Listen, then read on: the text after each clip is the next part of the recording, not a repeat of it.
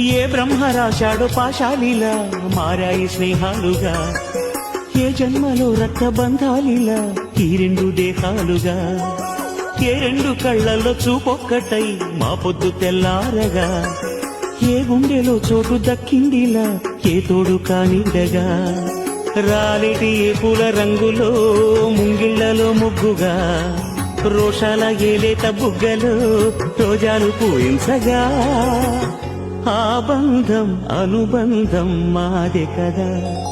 చిన్ని చిన్ని ఈ పువ్వులు చూసి జాబిలి నవ్వింది, సిరి వెన్నెల జల్లింది.